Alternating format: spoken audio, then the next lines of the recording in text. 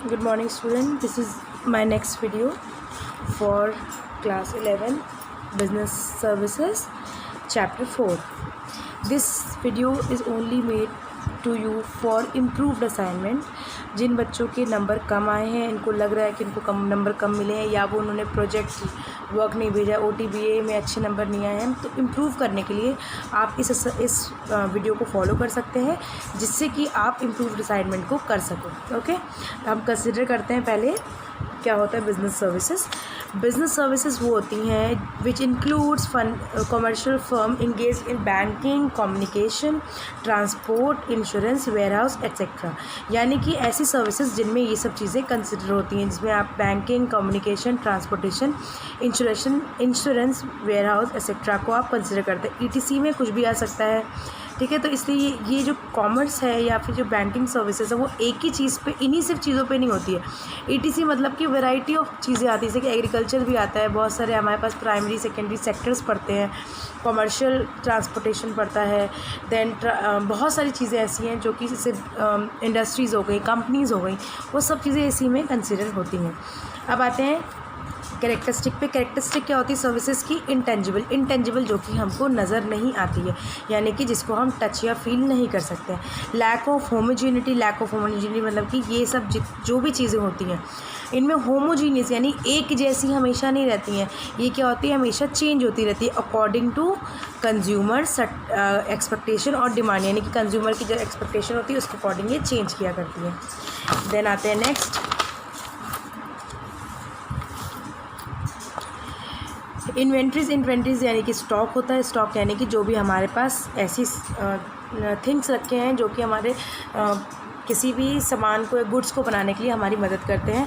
Raw material हो सकता है, फिनिश्ड गुड हो सकता है, ऐसे बहुत सारे आपको मिलेंगे, तो स्टॉक में वो सब चीज़ें कंसिडर होती हैं। देन आते हैं हम लोग नॉन ट्रांसफरेबिलिटी और इनसेपरेबिलिटी, यानी कि ये सब क्या है? इनसेपरेबल है, यानी कि अगर हम बात करें सामान को इधर उधर भेजने की, तो ये जो सर्विसेज है ये आप कहीं पर भी भेज सकते हो, बट किसी पर्सन से वो सर्विस आप नहीं ले सकते हो। यानी कि अगर मान लो कोई डॉक्टर है तो उसकी सर्विसेज आप नहीं ले सकते हो, यानी डॉक्टर से उसकी डॉक्टरी आप नहीं छीन सकते हो, तो ये इनसेपरेबल है।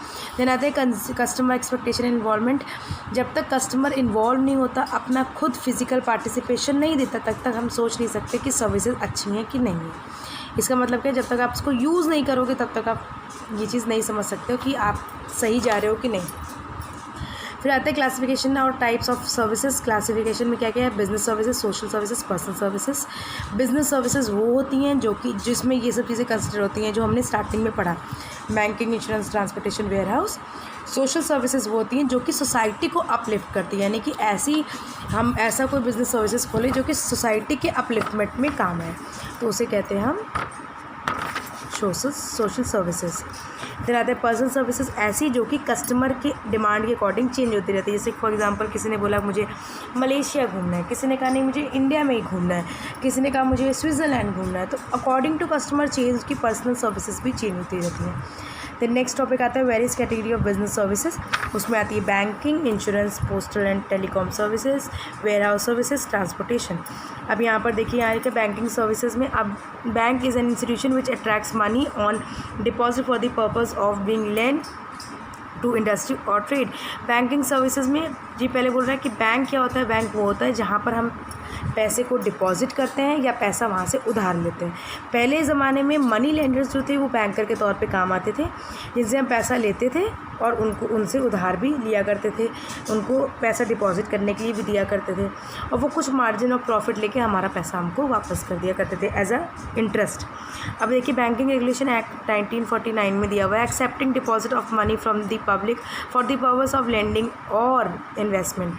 जो डिपॉजिट यानी कि पैसा हम जमा कर रहे हैं पब्लिक से, किस लिए जमा कर रहे हैं? एक तरह से उनका इन्वेस्टमेंट है, और उनको फ्यूचर में जब उनको ज़रूरत पड़े वो पैसा हम उनको दे सकें, इसीलिए हम बैंक का इस्तेमाल करते हैं। अब टाइप्स अकाउंट में पहला आता है सेविंग डिपॉजिट अकाउंट। ये बहुत सिंपल है। सेविंग डिपॉजिट अकाउंट में क्या होता है? यानी कि आपने सेव किया है मनी, कुछ स्मॉल मनी इंसान अपनी सैलरी से सेव करता है, उसको हम सेविंग अकाउंट कहते हैं। यहाँ पर इंटरेस्ट रेट आपको मिलता है। जब आपके पास जो पैसा आता है उसमें आपको जो एक्स्ट्रा लगता है, यानी कि खर्च, कंजम्पशन का, खाने पीने के अलावा अपने प्रिकॉशनरी मेजर के अलावा यानी कि हॉस्पिटैलिटी के अलावा जो हम पैसा बचा ले जाते हैं उसे ही हम उस सरप्लस मनी को ही हम सेविंग डिपॉजिट करते हैं। फिर आते हैं करंट डिपॉजिट। करंट डिपॉजिट वो होता है जो कि बिजनेसमैन ओपन करता है। बिजनेसमैन इसलिए ओपन करता है क्योंकि उसको तुरंत ट्रांजैक्शन करने होते हैं, वो सेविंग नहीं कर सकता। क्यों? क्योंकि सेविंग के लिए आपको कुछ दिन तक पैसा रखना पड़ेगा। मगर करंट अकाउंट क्या करता है, करंट डिपॉजिट ऐसा करता है कि तुरंत पैसे को डिपॉजिट भी करता है, निकालता भी है, फिर डिपॉजिट करता है, फिर निकालता है। तो there is a credit limit और बैंक ओवरड्राफ्ट की भी फैसिलिटी इनको मिलती है बिजनेसमैन को, और इसमें कोई रेट ऑफ इंटरेस्ट आपको नहीं मिलता है। रिकरिंग डिपॉजिट वो होता है जिसमें कि एक स्पेसिफिक अमाउंट, एक फिक्स्ड अमाउंट को आप हर मंथ सबमिट करते हो बैंक में। फिर आते हैं fix deposit account. Fix deposit account वो होता है जो कि एक्सपायरी, जो कि आप फिक्स डिपॉजिट यानी कि आप उसको एक सीमित अमाउंट को सबमिट करते हो व्हाट सम स्पेसिफिक पीरियड, यानी कि समय के लिए। आपने 6 महीने के लिए जमा किया, 5 साल के लिए जमा किया, 10 साल के लिए जमा किया, तो डिपेंड करता है कि आप क्या फिक्स्ड कर रहे हो। उसको आप फिक्स करते हो, आपको उस पर अच्छा रेट ऑफ रिटर्न मिल जाता है। फिर आते हैं मल्टीपल ऑप्शन डिपॉजिट। इसको सिंपली अगर हम समझें तो ये आप समझ लीजिए कि अगर आपने कुछ पैसा जमा किया बैंक पे तो कुछ हद तक वो क्या होगा, सेव हो जाएगा, यानी कि सेविंग अकाउंट में चला जाएगा। मगर अगर वो पैसा ज़्यादा हो रहा है तो एक अमाउंट क्या करते हैं, फिक्स्ड कर देते हैं, बाकी अमाउंट को हम सेव कर देते हैं। तो यानी कि जैसे मान लो आपका अकाउंट में है 10,000 रुपये, तो 10,000 रुपये इज़ नॉमिनल अकाउंट।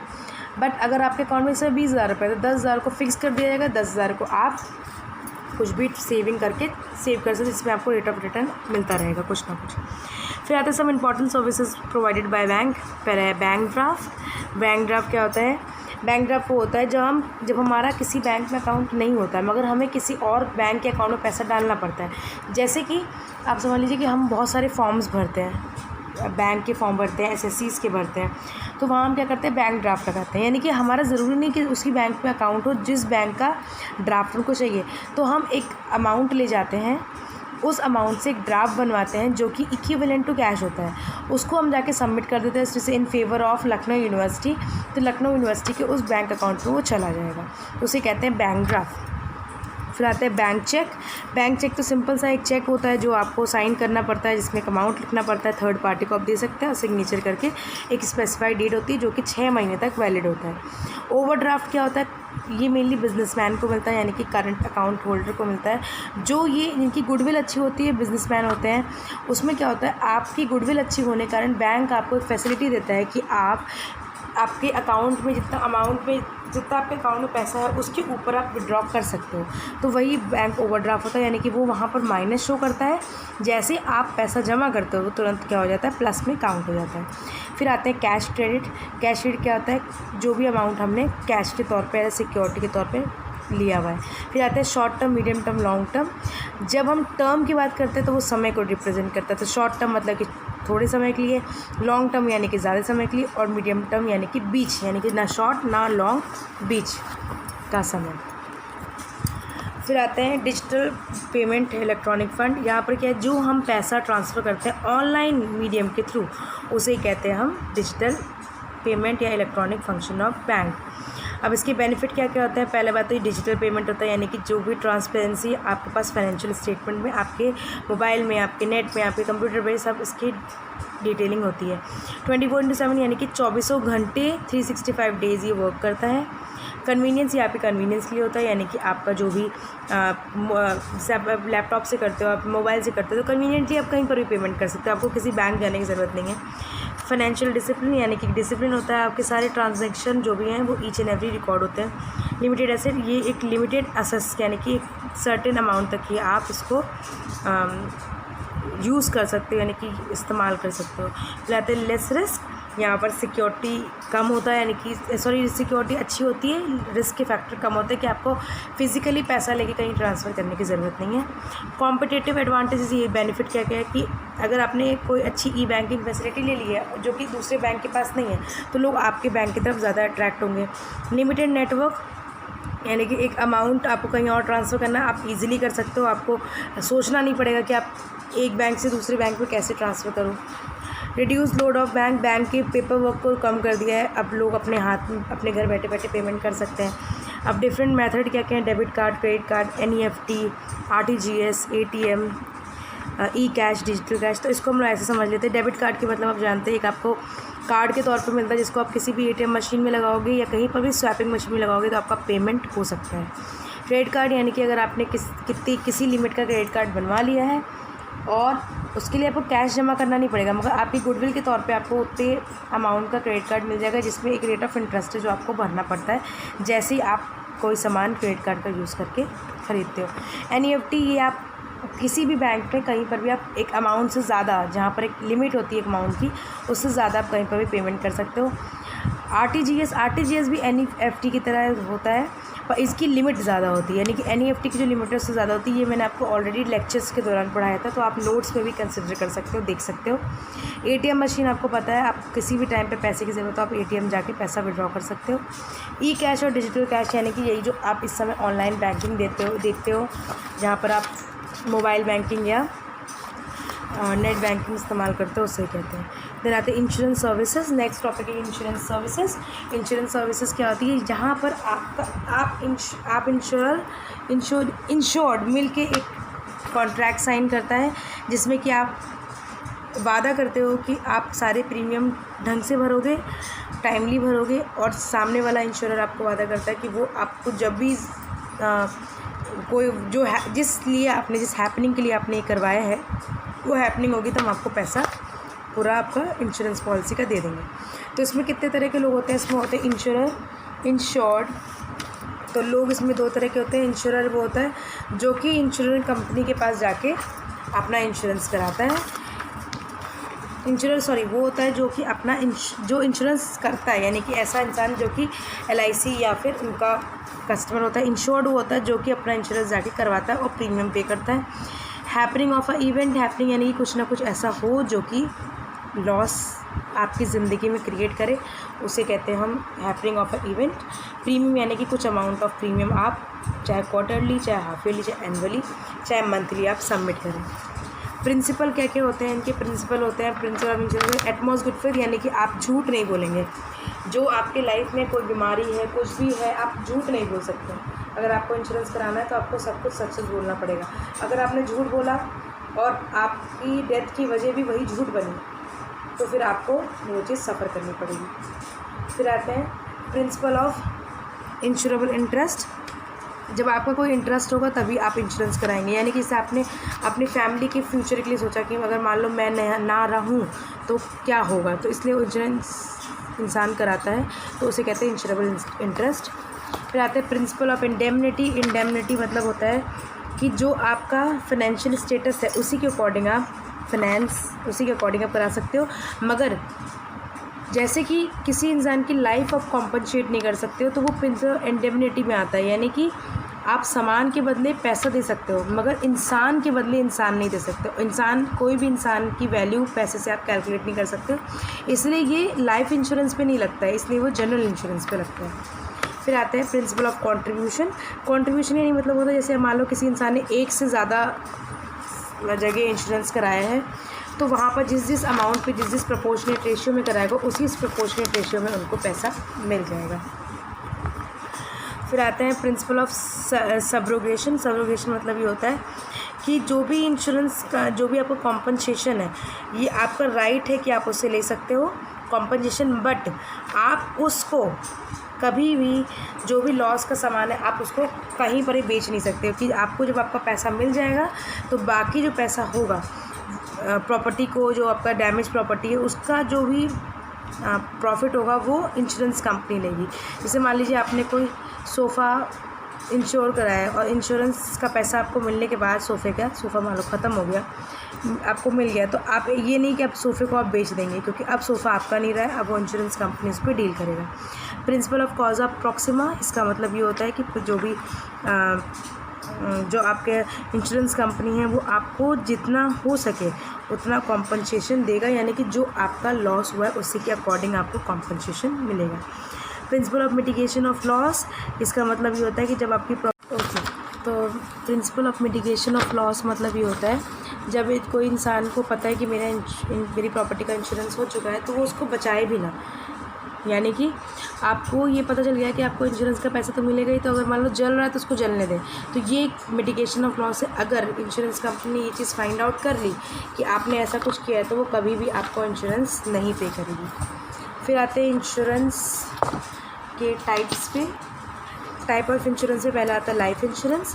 इसमें होता है risk of dying too early, risk of dying too late. इसका मतलब ये होता है जब कोई इंसान जल्दी मरता है तो वो इंश्योरेंस कराता है, या अगर वो नहीं मर रहा है अप टू सम एक्सटेंट, तो सर्वाइव कर रहा है, तो एज अ पेंशन या एज अ फाइनेंशियल हेल्प वो लाइफ इंश्योरेंस कराता है। यानी कि लाइफ इंश्योरेंस मेनली लाइफ के लिए नहीं होता है, वो एक तरह से इन्वेस्टमेंट भी होता है कि अगर आप जल्दी मरते हो तो आपकी फैमिली को कॉम्पनसेशन मिलता है, मगर अगर आपकी डेथ नहीं होती है, अर्ली आपका इंश्योरेंस एक्सपायर कर जाता है, तो जो पैसा आपको मिलता है वो आपकी इकोनॉमिक डिपेंडेंसी पे सपोर्ट करता है, इसलिए इंसान इंश्योरेंस कराता है लाइफ इंश्योरेंस।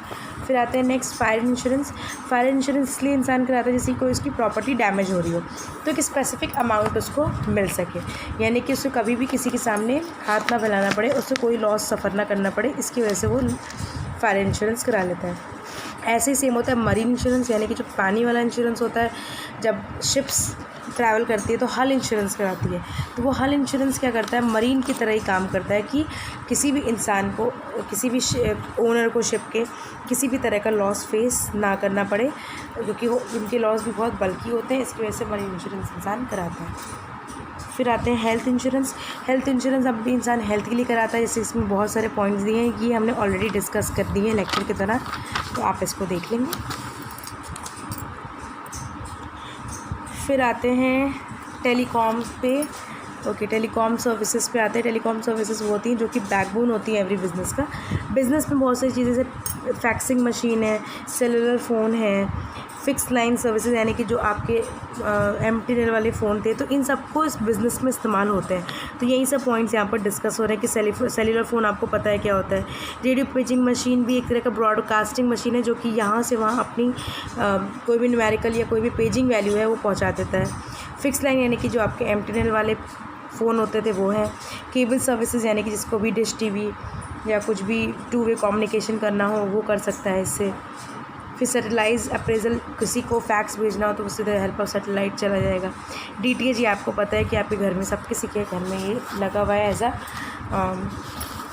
Telecom services. तो ये हो गया आपका वीडियो इम्प्रूवमेंट असाइनमेंट का, और जितनी जल्दी हो सके अपना इम्प्रूव्ड असाइनमेंट आप मुझको भेजिए।